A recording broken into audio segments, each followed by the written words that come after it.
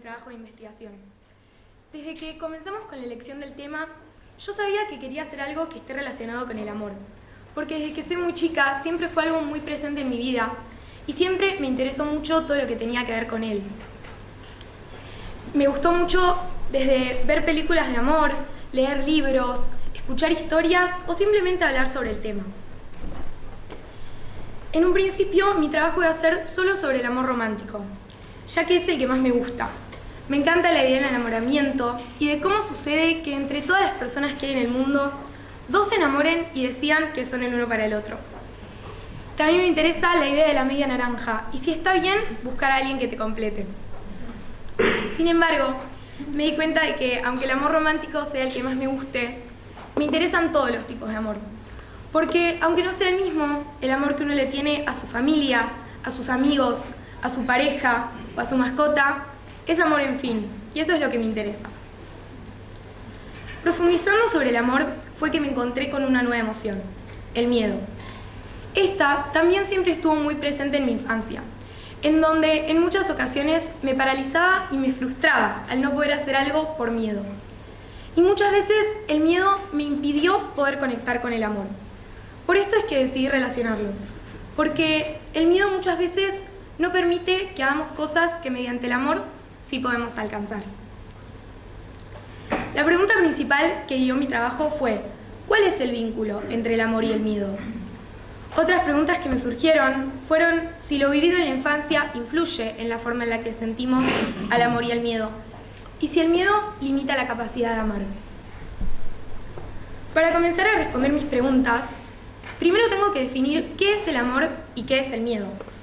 Al ser estas, desde mi perspectiva, dos emociones tan básicas, pero al mismo tiempo tan complejas en la forma en la que cada uno las siente, decidí buscar distintas definiciones. Voy a comenzar por el amor, desde su origen lingüístico, psicológico y neurológico.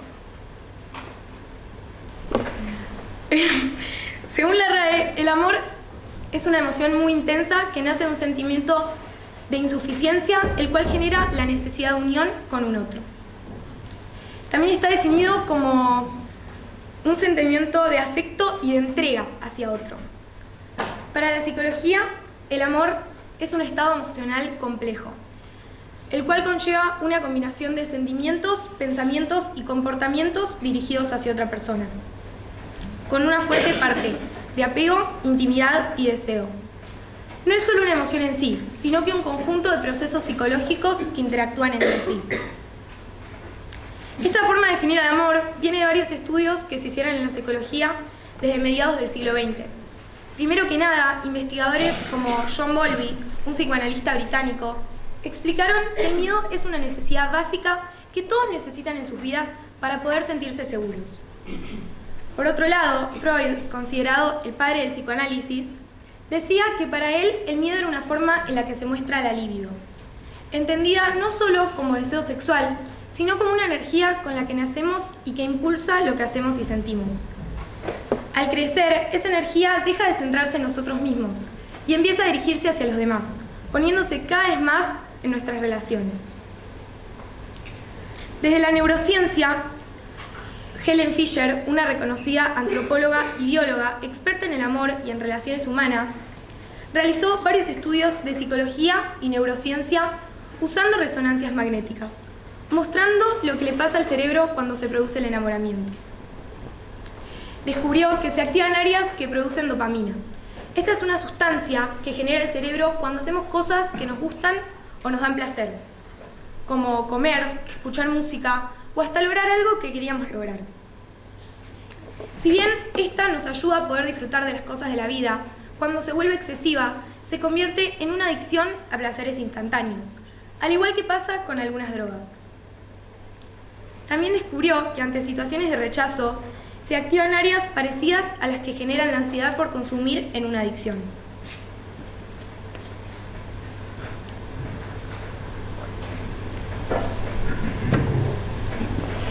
Ahora sí, voy a pasar a definir al miedo. Según la RAE, el miedo es un sentimiento de angustia o preocupación por algún daño real o creado por la mente.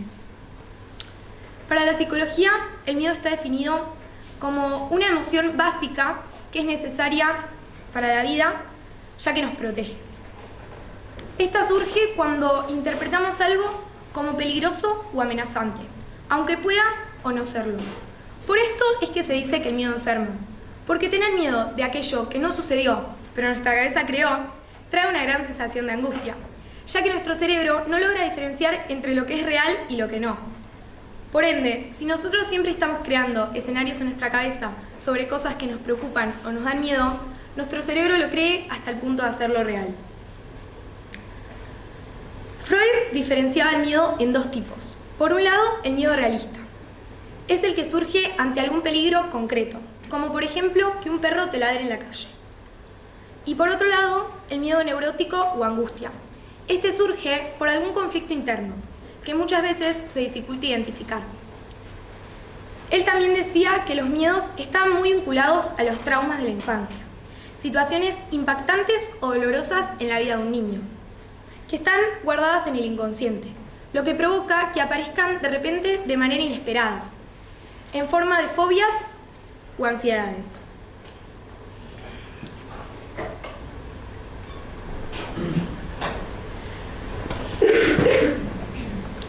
A nivel físico, se siente miedo. Cuando sentimos miedo, se activa el sistema nervioso, lo que provoca que el corazón lata más rápidamente, generando más tensión y sudor. El cuerpo libera adrenalina y cortisol, dos hormonas que dan más energía y rapidez para reaccionar. En casos más extremos, ese miedo se puede convertir en pánico o terror, teniendo la necesidad de escapar lo antes posible. En ese momento, la cabeza solo piensa en el peligro, como si todo lo demás dejara de importar. Eso hace que la amenaza parezca mayor a lo que realmente es, y se reaccione de manera impulsiva, sin pensarlo demasiado. El miedo siempre va a estar, es parte de la vida, y no es que el que sea valiente no sienta miedo. Justamente el desafío es intentar transitar y trascender esos miedos, para en el mejor de los casos superarlos.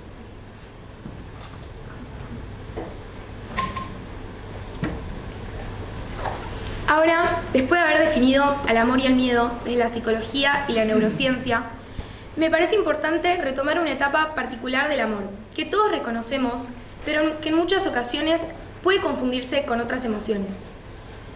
Esta es el enamoramiento. ¿Nunca les pasó que un amigo o amiga se enamoró perdidamente de alguien y no paraba de hablar sobre esa persona? Todo era bueno y lindo, pero pensemos un poco, ¿podríamos decir que el enamoramiento es amor verdadero? Este se podría convertir en amor verdadero, una vez que se acepta y se comprende al otro en su totalidad. Para la psicología, el enamoramiento es la fase inicial de un vínculo sentimental, caracterizado por una fuerte atracción hacia otra persona. Esta etapa cumple un papel muy importante en el desarrollo de las relaciones, ya que implica buscar el equilibrio entre el tiempo y la atención que se le da a una persona al inicio de una relación.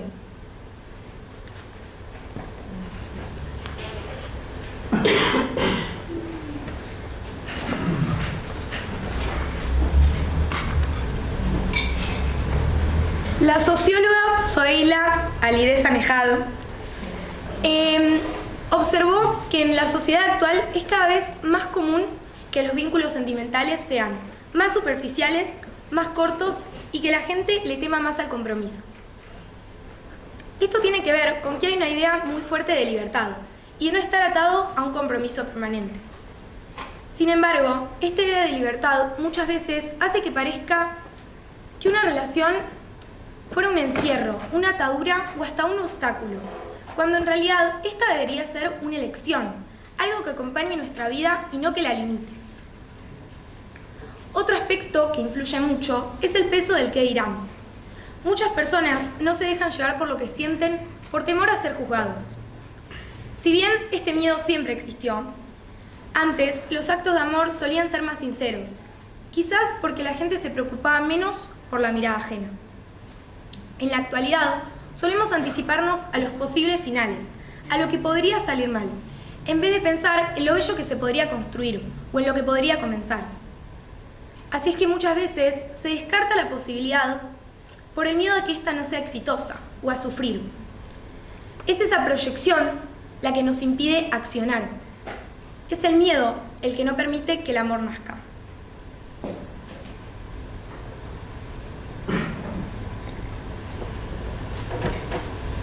De todos modos, también es válido que alguien decida no comenzar una relación si siente que no está listo o no está preparado. O simplemente no quiere compartir ni su tiempo ni su atención con otra persona. Lo triste es la negación constante a la hora de abrirse a la experiencia. La seguridad con la que todos piensan que una relación sí o sí te va a hacer perder tu eje personal, cuando en realidad podría sumar mucho. Ahora sí, voy a pasar a hablar sobre el vínculo. Si bien el amor y el miedo han sido investigados a lo largo de la historia, yo me voy a centrar en el siglo XIX. La psicología, ciencia que estudia los procesos mentales y el comportamiento humano, pasó por diversas teorías sobre este tema. Una de las primeras fue creada por Freud. Él decía que estas emociones eran impulsadas por el inconsciente y que muchas veces se podían reprimir, lo cual a largo plazo trae muchos problemas con uno mismo. También decía que el amor era una forma de evitar el sufrimiento y que amamos para sentirnos amados y mejor con nosotros mismos. Por otro lado, está la teoría de John Bowlby. Él habla sobre la importancia del amor y del cariño en la vida de un niño. Cuenta como un niño que es criado en un ambiente en el que se lo valora, se lo tiene en cuenta y se lo celebra, este niño de más grande va a poder construir vínculos sanos basados justamente en esto. Por lo contrario, un niño que es criado en un ambiente poco cariñoso, en el que no se lo tiene tan en cuenta y en el que no se lo celebra, va a crecer con grandes inseguridades y falta de confianza en sí mismo. Eso le va a dificultar lograr entablar vínculos sanos en su adultez, por un miedo al abandono o al rechazo. Este miedo al rechazo es un claro ejemplo de cómo estas emociones se cruzan. Aparece cuando sentimos que no vamos a ser aceptados o valorados y puede llevarnos a evitar relaciones, a depender de la aprobación del otro o hasta incluso a quedarnos en vínculos dañinos con tal de no estar solos. Incluso existe un término para describir el miedo absoluto al amor: la filofobia. Este proviene del griego, filia, que significa amor, y phobos, que significa miedo. La persona con filofobia no solo teme a enamorarse, sino que también a recibir amor, porque eso los hace sentirse vulnerables. Esto está asociado a, como ya dije, la falta de confianza y la inseguridad.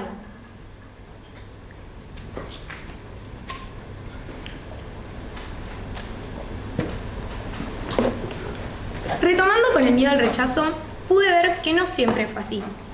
Al hablarlo con personas mayores, como mis papás o mis abuelos, quienes me contaron que antes, cuando las personas querían a alguien y querían demostrárselo, eran capaces de exponerse cuanto fuera necesario con tal de captar su atención. Esto tiene que ver con que antes el compromiso era más fuerte y el miedo no impedía demostrar lo que se sentía. Hasta incluso en las familias más tradicionales era necesario el acto de que el hombre pida la mano de la mujer. En la actualidad, por lo contrario, hay una idea mucho más individualista y superficial, lo que genera que se vea al otro como algo pasajero o en ocasiones como hasta de consumo. Esto se puede ver reflejado, por ejemplo, en las aplicaciones de citas, en las que se elige a alguien simplemente por el hecho de cómo se ve.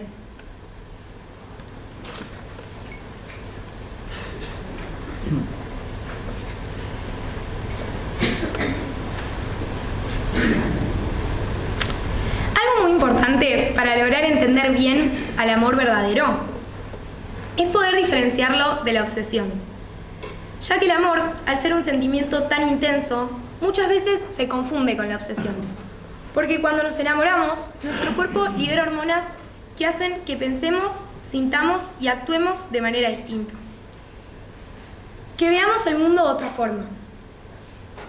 Es esta intensidad la que hace difícil lograr distinguir los límites entre el amor verdadero y la obsesión. El amor auténtico se basa en respetar las diferencias, en aceptar al otro en su totalidad y en construir una comunicación honesta y de confianza. Además, este suma mucho al crecimiento personal y genera mucho bienestar. Por otro lado, la obsesión se basa en depender del otro, en descuidar las propias necesidades y estar permanentemente pendiente a lo que hace la otra persona. Existen dos tipos de obsesión. Una es la que aparece antes de conocer a una persona por completo. Es cuando ponemos a alguien en un pedestal, sin darnos cuenta. En esos casos, cuanto más inalcanzable es la persona, más fuerte es el deseo de querer estar con ella. Y si el sentimiento no es mutuo, esa atracción se convierte en obsesión. Esto tiene que ver con el ego, ya que a nadie le gusta obtener un no como respuesta o no lograr lo que querían. El otro tipo de obsesión es el que aparece en una relación ya establecida.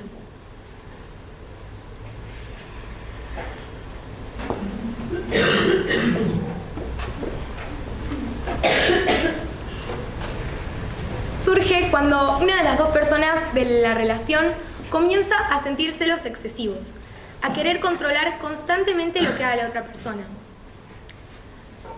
Esto tiene que ver justamente con un miedo al engaño o a perder a esa persona. Nace de una inseguridad que se va convirtiendo en desconfianza y poco a poco en obsesión. Acá es cuando entra la inteligencia emocional, es decir, la capacidad de poder reconocer nuestras emociones y actuar en consecuencia. Desarrollar esta habilidad no es fácil, pero es muy importante para poder diferenciarlas. Y por esto es tan importante remarcar que la obsesión no es amor. Uno de los errores más comunes es creer que sufrir o sentir una gran angustia es señal de amor verdadero, cuando en realidad esto refleja una confusión muy peligrosa.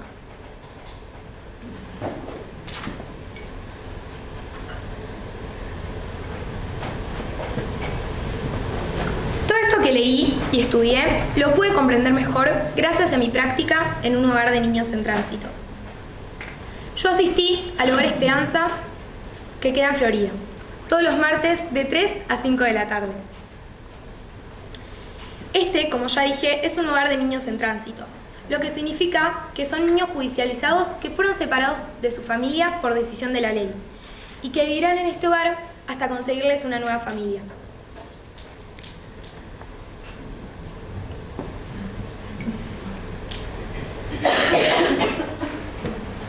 Esta experiencia para mí fue muy maravillosa, ya que yo había leído sobre la importancia del amor y del cariño en la vida de un niño y cómo esto influía en sus relaciones adultas. Pero allí pude ver con mis propios ojos cómo influye el amor en la vida de una persona. Me tomó completamente por sorpresa el nivel de emoción con el que me recibieron los niños desde la primera vez que llegué al lugar.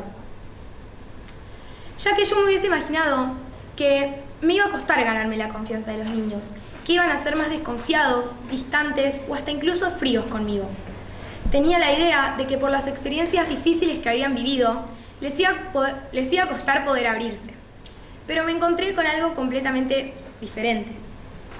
Me di cuenta de que esto tenía que ver con que la necesidad que ellos tenían de amor era tan grande que los llevaba a buscarlo en la primera persona que se encontrara, como fue en este caso conmigo. Me conmovió mucho ver cómo, a pesar de las experiencias difíciles que habían vivido, cada uno de ellos mantenía esa capacidad tan linda de poder dar y también de pedir amor.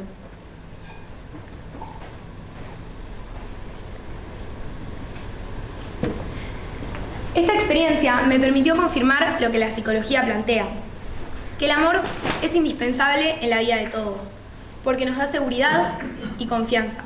Mientras que el miedo, si bien puede ser de ayuda al advertirnos de las cosas, cuando predomina, este nos limita y nos enferma. Otro práctico que realicé con mi familia en las vacaciones de invierno fue pedirles a cada uno de ellos que dibuje lo primero que se les venga a la cabeza cuando escuchan la palabra amor, la palabra miedo y el vínculo entre ambas. Me pareció muy hermoso ver cómo todos pudimos compartir cómo nos hacían sentir estas distintas emociones. Y gracias a esa charla pudimos llegar a la conclusión de que son emociones que viven en todas las familias. Más allá de las circunstancias, cada hogar pasa por distintos miedos y angustias. Pero mediante el habla, la escucha y la comprensión se pueden superar.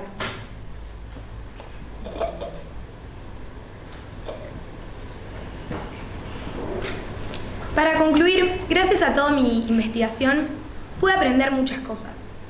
Primero que nada, al investigar en profundidad el vínculo entre el amor y el miedo, pude comprender que estas emociones no solo conviven y se influyen entre sí, sino que tienen un gran valor en cada decisión, relación e instante de nuestra vida.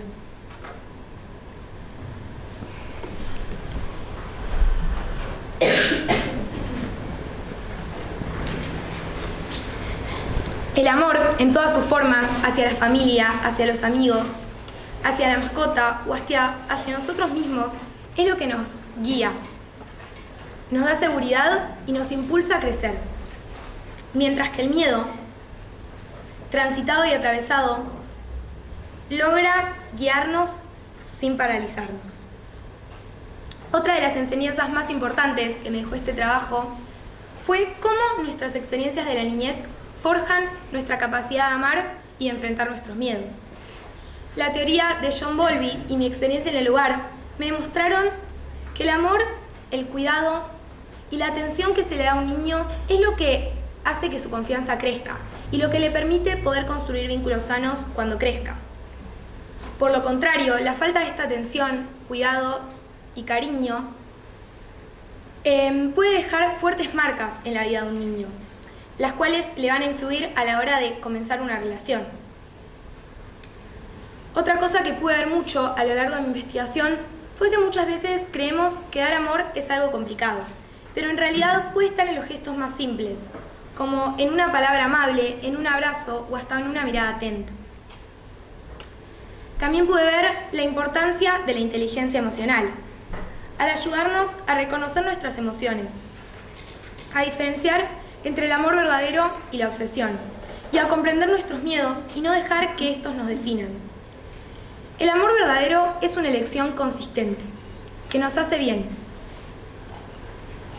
mientras que el miedo nos traba.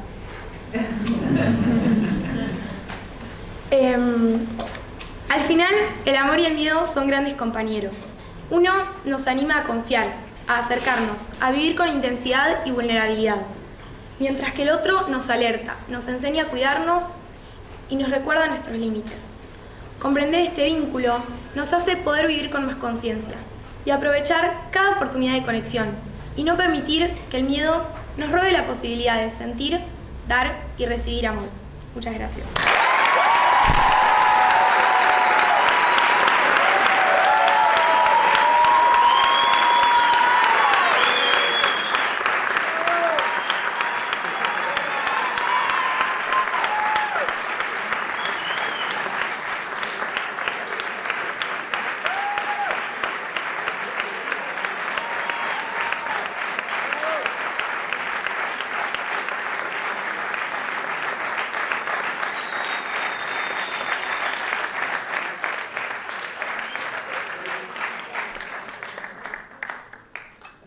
Si alguien quiere hacer alguna pregunta.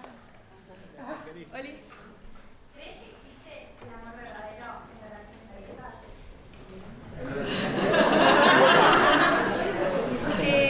Bueno, creo que esa es una pregunta muy personal, para cada uno va a ser distinto. Para mí, no.